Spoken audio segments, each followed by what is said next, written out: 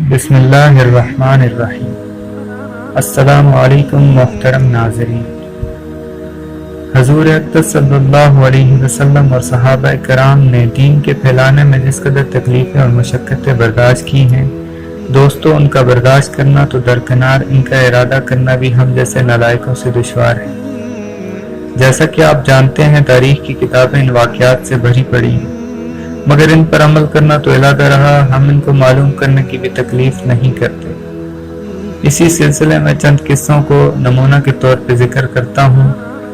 سب سے پہلے حضور صلی اللہ علیہ وسلم کے ایک قصے سے ابتدا کرتا ہوں کہ حضور صلی اللہ علیہ وسلم کا ذکر برکت کا ذریعہ ہے۔ نبوت مل جانے کے بعد 9 برس تک نبی کریم صلی اللہ علیہ وسلم مکہ مکرمہ میں تبلیغ فرماتے رہے اور قوم کی ہدایت اور اصلاح کی کوشش فرماتے رہے، لیکن تھوڑی سی جماعت کے سوا جو مسلمان ہو گئی تھی اور تھوڑے سے ایسے لوگوں کے علاوہ جو باوجود مسلمان نہ ہونے کے آپ کی مدد کرتے تھے، اکثر کفار مکہ آپ صلی اللہ علیہ وسلم اور آپ کے صحابہ کو ہر طرح کی تکلیفیں پہنچاتے تھے، مذاق اڑاتے تھے اور جو ہو سکتا تھا اس سے درگزر نہ کرتے تھے۔ حضور صلی اللہ علیہ وسلم کے چچا ابو طالب بھی انہی نیک دل لوگوں میں تھے جو باوجود مسلمان نہ ہونے کے حضور صلی اللہ علیہ وسلم کی ہر قسم کی مدد فرماتے تھے۔ 10ویں سال میں جب ابو طالب کا بھی انتقال ہو گیا تو ان کافروں کو اور بھی ہر طرح کے کھلے مہار اسلام سے روکنے اور مسلمانوں کو تکلیف پہنچانے کا موقع ملا۔ حضور اقدس صلی اللہ علیہ وسلم اس خیال سے طائف تشریف لے گئے کہ وہاں قبیلہ ثقیف کی بڑی جماعت ہے، اگر وہ قبیلہ مسلمان ہو جائے تو مسلمانوں کو ان تکلیفوں سے نجات ملے اور دین کے پھیلنے کی بنیاد جائے۔ وہاں پہنچ کر قبیلہ کے 3 سرداروں سے جو بڑے درجے کے سمجھے جاتے تھے گفتگو فرمائی اور اللہ کے دین کی طرف بلایا اور اللہ کے رسول کی یعنی اپنی مدد کی طرف متوجہ کیا،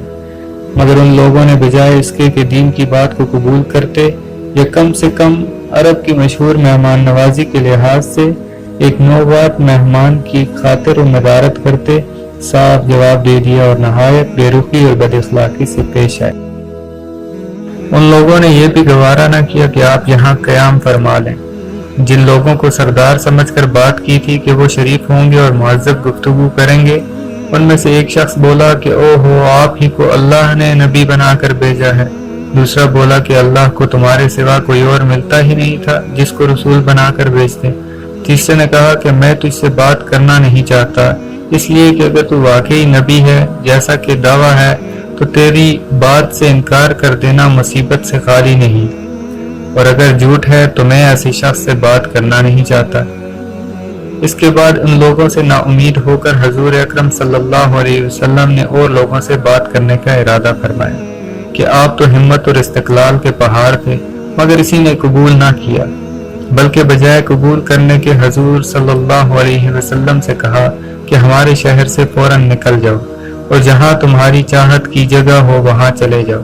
حضور اکرم صلی اللہ علیہ وسلم جب ان سے بالکل مایوس ہو کر واپس ہونے لگے تو ان لوگوں نے شہر کے لڑکوں کو پیچھے لگا دیا کہ آپ صلی اللہ علیہ وسلم کا مذاق اڑائیں، تالیاں پیٹیں، پتھر ماریں، حتیٰ کہ آپ صلی اللہ علیہ وسلم کے دونوں جوتے خون کے جاری ہونے سے رنگین ہو گئے۔ حضور اقدس صلی اللہ علیہ وسلم اسی حالت میں واپس ہوئے۔ جب راستہ میں ایک جگہ ان شریروں سے اطمینان ہوا تو حضور صلی اللہ علیہ وسلم نے یہ دعا مانگی، اے اللہ، تجھ ہی سے شکایت کرتا ہوں، میں اپنی کمزوری اور بے کسی کی اور لوگوں میں ذلت اور رسوائی کی۔ اے ارحم الراحمین، تو ہی ضعفاء کا رب ہے اور تو ہی میرا پروردگار ہے، اور تو مجھے کس کے حوالے کرتا ہے؟ کس اجنبی بیگانے کے جو مجھے دیکھ کر ترش ہوتا ہے اور منہ چڑھاتا ہے، یا کہ کسی دشمن کے جس کو تو نے مجھ پر قابو دے دیا؟ اے اللہ، اگر تو مجھ سے ناراض نہیں ہے تو مجھے کسی کی بھی پرواہ نہیں ہے، تیری حفاظت مجھے کافی ہے، میں تیرے چہرہ کے اس نور کے طفیل جس سے تمام اندھیریاں روشن ہو جائیں اور جس سے دنیا اور آخرت کے سارے کام درست ہو جاتے ہیں، اس بات پر پناہ مانگتا ہوں کہ مجھ پر تیرا غصہ ہو یا تو مجھ سے ناراض ہو۔ تیری ناراضگی کا اس وقت تک دور کرنا ضروری ہے جب تک تو راضی نہ ہو، نہ تیرے سوا کوئی طاقت ہے نہ قوت۔ مالک الملک کی شان قہاری کو اس پر جوش آنا ہی تھا کہ حضرت جبرائیل علیہ السلام نے آ کر سلام کیا اور عرض کیا کہ اللہ تعالیٰ نے آپ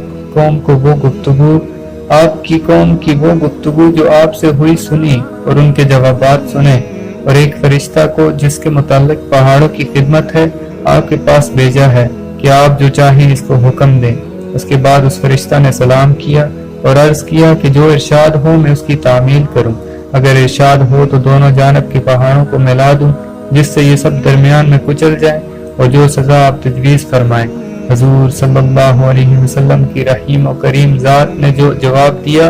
کہ میں اللہ سے اس کی امید رکھتا ہوں کہ اگر یہ مسلمان نہیں ہوئے تو ان کی اولاد میں سے ایسے لوگ پیدا ہوں جو اللہ کی پرستش کریں اور اس کی عبادت کریں۔ یہ ہے اخلاق اس کریم ذات کے جس کے ہم لوگ نام لیوا ہیں کہ ہم ذرا سی تکلیف سے کسی کی معمولی سی گالی دے دینے سے ایسے بھڑک جاتے ہیں کہ پھر عمر بھر اس کا بدلہ نہیں اتراتے، ظلم پر ظلم اس پر کرتے رہتے ہیں اور دعویٰ کرتے ہیں ہم اپنے محمدی ہونے کا، نبی کے پیروکار بننے کا۔ نبی کریم صلی اللہ علیہ وسلم اتنی سخت تکلیف اور مشقت اٹھانے کے باوجود نہ بد دعا فرماتے ہیں نہ کوئی بدلہ لیتے ہیں۔